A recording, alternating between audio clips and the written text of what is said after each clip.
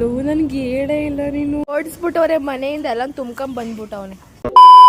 ರಾತ್ರಿ ಎಲ್ಲ ಓದಿ ಲೇಟಾಗಿ ಮಲ್ಕೊಂಡಿದ್ಕೆ ಬೆಳಿಗ್ಗೆ ಲೇಟಾಗಿ ಇದ್ದಿದ್ದೆ ಅಂಡ್ ಬ್ರಷ್ ಮಾಡ್ಕೊಂಡು ಬ್ರೇಕ್ಫಾಸ್ಟ್ ಮಾಡೋಣ ಅಂತ ಮಾಡ್ಕೋತಿದ್ದೆ. ಆ ಗ್ಯಾಪ್ ಅಲ್ಲಿ ನಾನು ಸ್ವಲ್ಪ ಟಾಪಿಕ್ಸ್ ಬಿಟ್ಬಿಟ್ಟಿದ್ದೀನಿ ಅಂತ ಬೇಗ ರೆಡಿ ಆಗ್ಬಿಟ್ಟು ಮತ್ತೆ ಓದೋಣ ಅಂತ ಕುತ್ಕೊಂಡೆ. ಅದ್ರ ಜೊತೆಗೆ ಬ್ರೇಕ್ಫಾಸ್ಟ್ ಕೂಡ ಮುಗಿಸ್ಕೊಂಡೆ.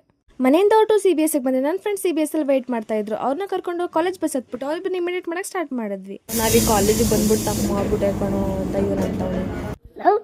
ಅದಕ್ಕೆಲ್ಲೋ ಈ ಕಾಲೇಜಲ್ಲಿ ಏನೂ ಇಲ್ಲ ಕಣೋ, ಹುಡುಗಿರ್ ಕಾಳ ಕಿಕ್ಕೋಗಲ್ಲ, ಏನು ಮಾಡಕ್ಕಾಗಲ್ಲ ಅಂತ ನನ್ ಮೇಲೆ ಹಣೆ ಇಟ್ಟಳು.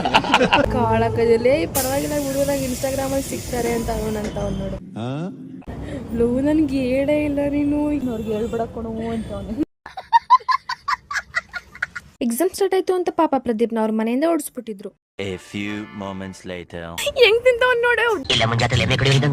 ನಮ್ಮ ಮೋಹನ್ ಪ್ರದೀಪ್ಗೆ ಅಂದ್ಬಿಟ್ಟು 2 ಬಾಕ್ಸ್ ತಂದಿದೆ. ಅದ್ರ 1 ಬಾಕ್ಸ್ ನಾನೇ ಖಾಲಿ ಮಾಡ್ಬಿಟ್ಟೆ. ಒಂದು ಟ್ಯಾಂಕ್ಸು ಇಲ್ಲ, ಒಂದು ಹಾಯಿ ಇಲ್ಲ, ಒಂದು ಬಾಯಿ ಇಲ್ಲ, ಇಷ್ಟೇ. 2 ದಿನ ಮುಂಚೆ ಓದಿರೋ ನೆನಪಿರುತ್ತೋ ಇಲ್ವೋ ಗೊತ್ತಿಲ್ಲ, ಆದ್ರೆ 2 ಅವರ್ ಮುಂಚೆ ಓದಿರ್ತೀವಲ್ಲ ಅದ್ ಮಾತ್ರ ಪಕ್ಕ ನೆನಪು. ಇವರೆಲ್ಲ ಎಕ್ಸಾಮ್ ಮುಗಿಸ್ಕೊ ಬಂದು ಡಿಸ್ಕಷನ್ ಮಾಡೋದ್ ನೋಡಿದ್ರೆ ಮಾತ್ರ ನೇಣ್ ಹಾಕೋಬೇಕು ಆ ತರ ಫೀಲ್ ಆಗುತ್ತೆ. ಅದೇ ಫೀಲ್ ಅಲ್ಲಿ ಗೋಲ್ಗಪ್ಪ ತಿನ್ಕೊಂಡು ಮನೆಗೆ ಬಂದೆ. ನೆಕ್ಸ್ಟ್ ವ್ಲಾಗಲ್ಲಿ ಸಿಗುವ.